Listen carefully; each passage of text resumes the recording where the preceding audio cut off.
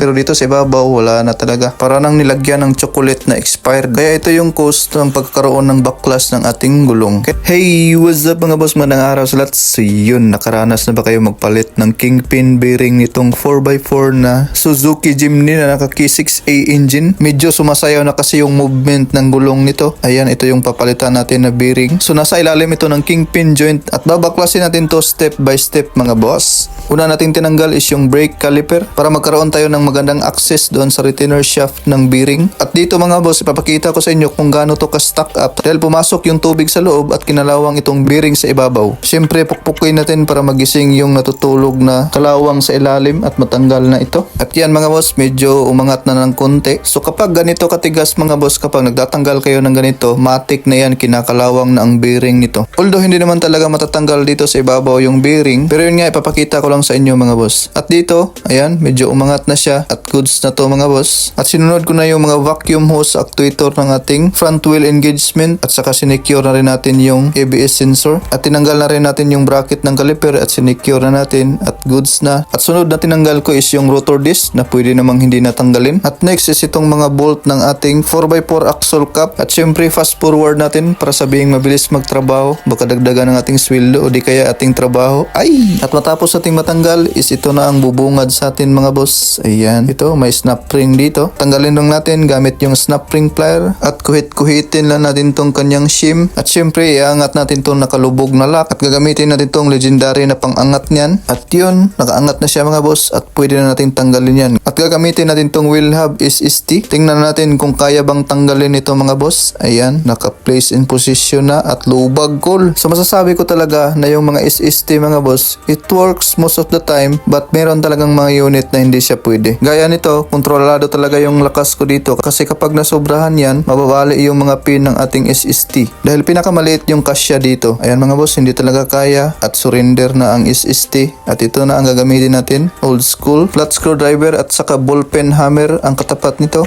Ayan, pukpok lang ng pukpok. So tested na talaga ang technique na to mga boss. So napakadali lang. At natanggalan natin yung axle nut at may isang shim na naman dito at pwede na nating bunutin itong wheel hub flange. At ang isusunod natin is itong 4 na bolt ng ating backplate. So kasama na yan retainer sa ilalim. So mabilisang tanggal lang mga boss. Ayan, natanggal na nga. At ito na mga boss, ito yung kanyang retainer. At pukpukin na natin ng martilyo para matanggal siya sa pagkadikit. Ayan, natanggal na nga mga boss. At hugutin na natin. At yun, kita na natin yung labang loob mga boss. Dito sa kanyang axle housing, meron din siyang bushing na brass. At ito nakikita nyo mga boss is hindi talaga to malaking ball joint na inaakala natin. But before that, kung makikita nyo mga boss, pinasok na talaga siya ng tubig at kinakalawang na yung loob. At ito huhugutin na natin at makikita nyo mga boss, ayun. So para siyang malaking joint pero pag hinugot mo talaga mga boss, CV joint pa rin siya or constant velocity joint. At yung rasa nito is para na talagang putik mga boss. Ayan, hinugot na nga natin yung axle. Yan, ito yung bearing na nag-stack up mga boss. So kaya hindi matanggal yung retainer shafting dahil sa kalawang, perting kalawanga eh. At uunahin natin tanggalin itong retainer sa ilalim kasi medyo okay pa to. Ayan, napakabilis lang. At dito sa ibabaw, medyo nagkalisod tayo dito dahil matigas talaga. Ginamitan natin ng maraming ligwat-ligwat dito at sa wakas ay natanggal na. So kumpara natin yung dalawang retainer shaft. Ayan, makikita niyo mga boss, umitim na yung isa dahil sa kalawang. At ang cone and roller bearing na to mga boss is hindi matatanggal dito sa loob. So sa labas talaga siya. Kaya kailangan natin tanggalin itong housing para matanggal natin yung bearing. At fast forward natin ulit mga idolo para hindi masyadong humaba ang video. So dito talaga dumaan yung tubig mga boss at doon pa talaga sa mga bolt nito. Kaya re-remedyohan natin yan mamaya. At ito mga boss, ito yung oil seal niya. Minsan nasisira din yan. At huhugutin na natin tong housing mga boss para makita na natin yung loob. Ayan, makikita nyo grabe talaga yung kalawang. At bantayan nyo rin mga boss dahil meron niyang isang washer. At dito mga boss, makikita natin yung bearing is goods pa naman itong nasa ilalim. Pero dito sa ibabaw, wala na talaga. Para nang nilagyan ng chocolate na expired. Kaya ito yung cause ng pagkakaroon ng baklas ng ating gulong. Kaya mabilis ang linis na tayo dito mga boss. At yun, natanggal na yung mga sagabal na grasa. At yan, makikita nyo, goods na. Mamords na kayo eh. Mamords eh. At ito na yung bearing mga boss. At tanggalin muna natin yung bearing cap gamit itong flat screwdriver. At madali lang naman itong tanggalin mga boss. Ayan, pukpok lang ng pukpok. Ayan, pass forward natin para mabilis magtrabaho. Kunuhay.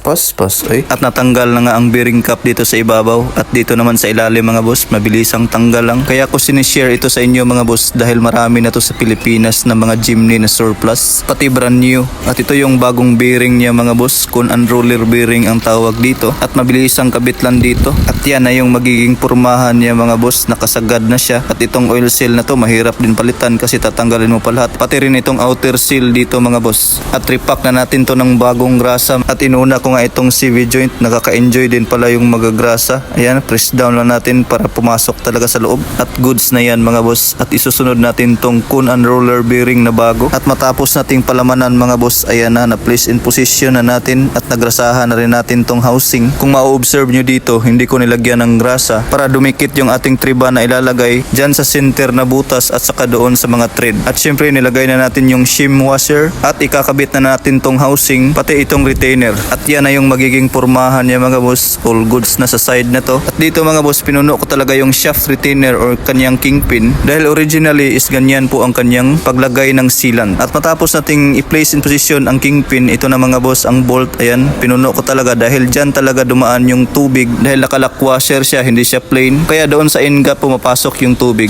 At matapos nating i-place in position yung mga bolts, ayan, hihigpitan na natin ng mabilisan. So fast forward na natin para hindi masyadong humaba yung video at isasalpak na natin tong axle shaft or drive shaft, anong tawag nyo dyan. Pag paslak nyo dito mga boss, isagad nyo talaga.